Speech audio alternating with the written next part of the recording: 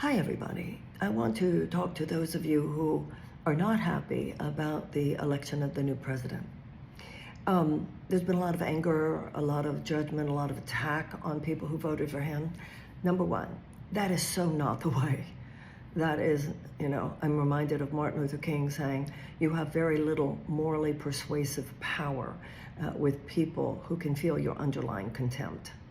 And also, we so resented people 4 years ago who didn't accept the Democratic election.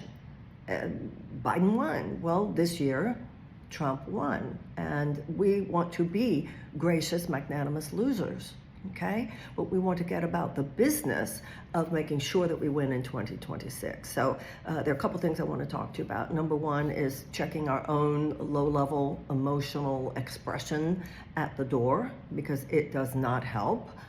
That's not where political miracles come from. That's number one. Number two is about the Democratic leadership. Nancy Pelosi, justification, blame, that's not the way. I personally think there should be a speaking tour of some of the main Democratic figures and the elite and the media and the political scene, faces that Americans associate with the Democratic leadership. And the core principles in this speaking tour should be honor, humility, and economics. Honor in the sense that how many Americans, we're always getting emails from the Democratic Party, send money, send money. The power doesn't lie in the money. Hillary had more money than Trump did too. So often during this campaign, I felt like Trump was on a presidential campaign and the Democrats were on a fundraising campaign. Your power lies in your values and the traditional values of the Democratic Party. The connection between the heart of the American people, the psyche of the American people, and those values associated with the Democratic Party, that connection has been frayed. Because there's been all this listening to the, corporate donors and to the corporate consulting firms and operatives who don't really care, and all kinds of things that are anything but looking to your values, staying with your values. What can government do for the people? That's their money anyway. It's their tax dollars. It's the money that belongs to the people, and that money should be used to serve the people. So, honor is the core values on this speaking tour. Should not be looking to voters for what you can. Sometimes the party comes across like it's looking to the voters for what the voters can do for the party. No, excuse me, it should be what the party can do for the voters. So showing honor to people, showing enough respect to people, and opening up, listening. This should be a genuine listening tour. What do you need from us? Number two, some humility. Like we're sorry. We didn't get something. And could you please tell us what it is that we were missing? And number three, economics. What do you need economically? What do you need? So that's that. And now the third thing I want to talk to you about is us, we, the people. You've probably heard me talk about the fact that a large part of the problem here was this complacency on the part of Democratic voters who were under this delusional spell that somehow the DNC knew what it was doing and they said it should be Joe, so we shouldn't even listen to anybody else, and it's okay that we're canceling the primary because they know what they're doing. Well, the days of that trance, I think a lot of people have come out of it. They're working through their stuff and what they're going to do. We have to work through our stuff and what we need to do. And there are two things that I'd like to suggest and see if they have meaning for you. Number one, there's an attitudinal shift that needs to take place in us. This generation of Americans very naively thought that the American Revolution was not a continuous process. That certain things had just been handled and we didn't have to really worry about it, and there were these institutional forces that would take care of our democracy and so forth. Well, I think that as of the last few days, there's been a lot of waking up and a lot of growing up. So for those of you thinking, what are we going to do? What are we going to do? My point is that that has as much to do with who we're going to be as with what we're going to do. And in your mind, know that you can't farm out your power. And you can't just show up every 2 years, every 4 years. Now, 2 years from now, we have midterm elections. Abraham Lincoln said, there's not that much damage. I think he said there's not that much evil that can be perpetrated. I'm not sure the exact line. Or damage that can be done, I'm not sure. By any government in the United States, he said, as long as the people remain vigilant. What he meant by that was the House of Representatives, that every 2 years, the system is set up, theoretically, you could kick all of the bums out and have an entirely new House of Representatives, which does hold purse strings.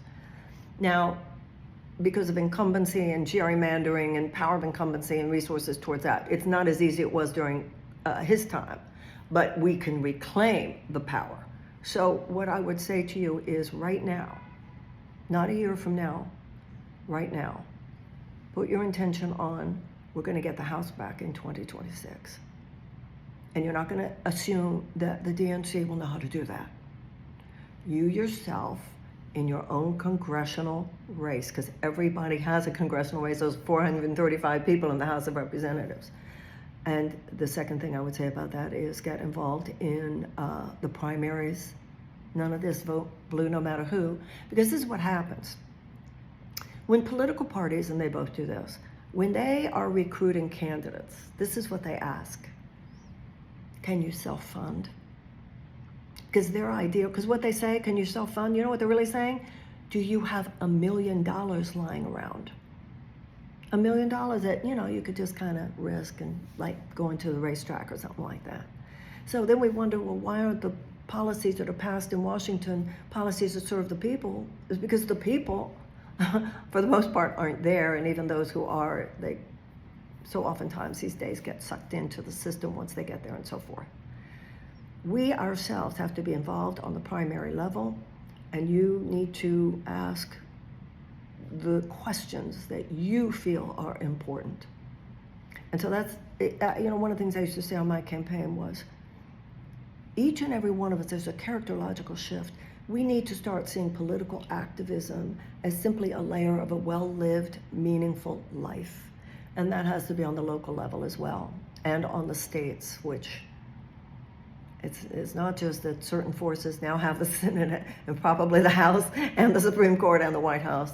So many of these state legislatures are, some of those forces are even more emboldened now. And the last thing I want to mention is read. Our power lies in reclaiming what truly does make this country great, and that is our ideals. Sometimes we live up to them, sometimes we don't. Sometimes we actualize them, sometimes we don't. And that's been our history. It's our job now to actualize them. And for me personally, reading history is the greatest way to take this stuff in. Starting with the founders, David McCullough is a good one to think in terms of the early times. Obviously, these were not perfect people, but neither are we. I would recommend that. And then anything by Doris Kearns Goodwin. Any of her stuff on Lincoln, an incredible book called No Ordinary Time about Franklin Roosevelt, her latest book, An Unfinished Love Story, about Kennedy, Johnson, and so forth.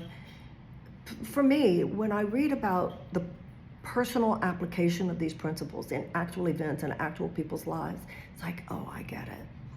Anyway, in case that's helpful to you. But grieve, yes, but don't tarry. While you're processing all this, generate the positive.